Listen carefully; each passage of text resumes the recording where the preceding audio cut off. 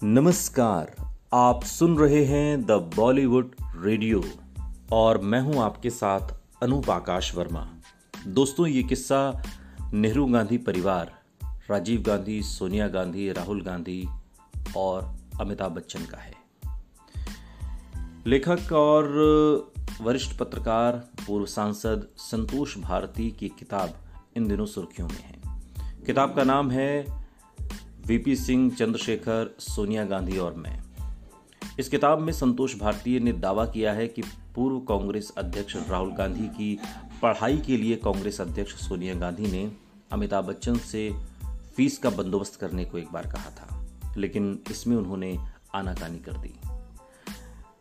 संतोष भारती के मुताबिक पूर्व प्रधानमंत्री राजीव गांधी की हत्या के बाद सोनिया गांधी अपने बेटे राहुल की पढ़ाई को लेकर बहुत चिंतित थीं, जो इन दिनों लंदन में पढ़ाई कर रहे थे, और उन्होंने अपनी इस चिंता से अमिताभ बच्चन को भी अवगत कराया। किताब के मुताबिक सोनिया गांधी को सुनने के बाद अमिताभ बच्चन ने कहा, पैसे तो ललित सूरी और सतीश शर्मा ने गड़बड़ कर दिए हैं, कुछ है ही नहीं, लेकिन मैं कुछ करूंगा। सूरी और शर्मा कांग्रेस के वरिष्ठ नेता थे और उन्हें राजीव गांधी का बेहद करीबी माना जाता था। इस किताब में संतोष भारती ने दावा किया है कि जब राजीव गांधी जीवित थे तब सूरी, शर्मा और अमिताभ ने मिलकर चावल का धंधा शुरू किया था। भारतीय अपनी किताब में लिखते हैं, संतोष भारतीय, यहाँ से बासमती चावल जाता था और वहाँ से वो जादू से परमल में बदल जाता था। क्योंकि भारत सरकार ने इसकी अनुमति दी थी तो स्वाभाविक था कि कुछ और लोग भी इसमें भागीदार थे, लेकिन उनके नाम कभी सामने नहीं आए। संतोष भारती ने आगे ये भी दावा किया है कि अमिताभ बच्चन ने सोनिया गांधी की चिंता के मद्देनजर 2 दिन के बाद उनके पास $1000, यानी कि लगभग अगर आज के संक्षेप में संदर्भ में समझें तो तकरीबन 74,500 रुपये का चेक भिजवाया, लेकिन उन्होंने इसे वापस लौटा दिया। इस किताब के मुताबिक सोनिया गांधी इस घटना को कभी भूल नहीं पाई और उन्होंने इसे अपना अपमान मान अमिताभ बच्चन को हमेशा के लिए अपनी जिंदगी से निकाल दिया।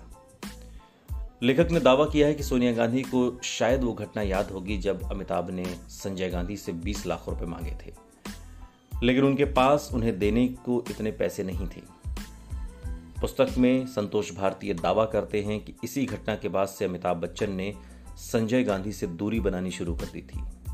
हालांकि उनकी मां तेजी बच्चन अवश्य कभी कभी इंदिरा जी से मिलने जाती थीं। राजनीतिक जानकार बताते हैं कि तेजी बच्चन और इंदिरा गांधी के बीच बेहद अच्छे संबंध थे और इसी वजह से दोनों परिवार एक दूसरे के करीब आते गए। एक और किस्सा है जो इस किताब का विवादित हो सकता है। इस किताब में बताया गया है कि अमिताभ बच्चन और राजीव गांधी चूंकि एक दूसरे के बेहद करीबी थे, लेकिन जब भी कोई विदेशी मेहमान आता तो वो अमिताभ बच्चन को ज़रूर बुलाते। और इस किताब में संतोष भारती लिखते हैं कि राजीव गांधी विदेशी मेहमानों के सामने अमिताभ बच्चन का परिचय सांसद के नाते कम और अभिनेता के नाते ज़्यादा कराते थे। लेखक ने दावा किया है कि जब भी रूसी राष्ट्रपति जैसे कोई महत्वपूर्ण अतिथि आते तो राजीव गांधी अमिताभ बच्चन से कहते कि मेरे अंगने में तुम्हारा क्या काम है, इस गाने पर नाच करके दिखाओ। अब अमिताभ बच्चन को चाहे जैसा लगता हो, मगर वो नाचते थे इशारों पर, राजीव गांधी के इशारों पर।